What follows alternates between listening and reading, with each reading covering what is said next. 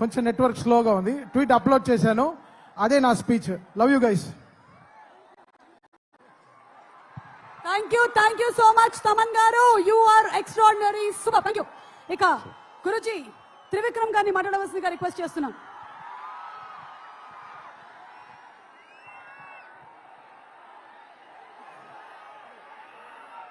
అందరికీ నమస్కారం. ఈరోజు గుంటూరు రావడానికి 2 కారణాలు ఉన్నాయి. ఒకటి, ఈ సినిమా పేరు గుంటూరు కారం. రమణగాడు మీవాడు, మనందరి వాడు.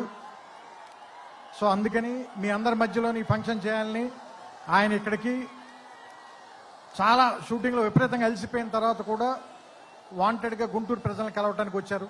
సో అందుకని మీరు కొంచెం డిసిప్లిన్ పాటిస్తారని, పోలీసు వారికి సహకరించాలని మనస్ఫూర్తిగా కోరుకుంటున్నాను. ఎందుకంటే వాళ్ళు చాలా అలసిపోతున్నారు పోలీసులందరూ. నేను చాలాసేపటి నుంచి చూస్తున్నాను. చాలా త్వరలో మీకు చేద్దాం ఈ విషయాన్ని. రెండో విషయం, సూపర్ స్టార్ కృష్ణ గారు తెలుగు సినిమాలో విడదీయలేని ఒక అంతర్భాగం. అలాంటి ఒక గొప్ప మహానటుడు, మహా మనిషి. ఆయనతోటి నేను నేరుగా పనిచేయలేకపోయాను, కానీ ఆయన పనిచేసిన సినిమాకి నేను ఒక రైటర్ దగ్గర, పోసాని మురళి గారి దగ్గర అసిస్టెంట్గా పనిచేశాను ఆయనకి. సో ఆయనతో డైరెక్ట్గా పరిచయం కలిగినటువంటి సందర్భాలు ఒకటి మాత్రమే.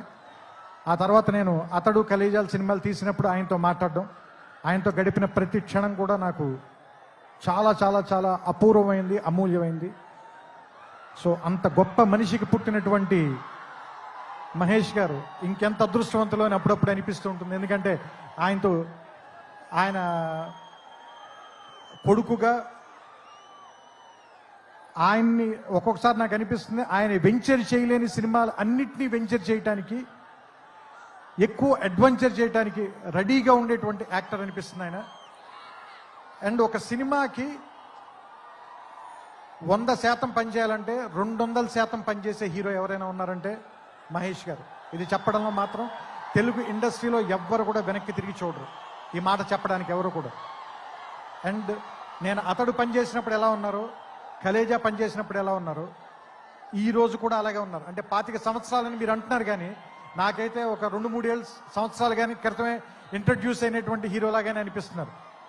చూడ్డానికి అంత ఎంగగా ఉన్నారు, మనసులోనూ అంత ఎంగగా ఉన్నారు, పర్ఫార్మెన్స్లో కూడా అంత నూతనంగా, అంత యవ్వనంగానే ఉన్నారు. ఆయనకి మరిన్ని వసంతాలు ఉండాలని, ఆయన్ని కృష్ణ గారి తరఫున మీరందరూ ఆయన వెనకాల ఉండాలని, ఆయన ఆశీర్వదించాలని మనస్ఫూర్తిగా కోరుకుంటూ, జనవరి 12వ తారీఖున థియేటర్లో కలుద్దాం. ఈ సంక్రాంతిని చాలా గొప్పగా జరుపుకుందాం, ఆనందంగా జరుపుకుందాం, రమణ గారితో కలిసి జరుపుకుందాం. థ్యాంక్ యూ, నమస్కారం.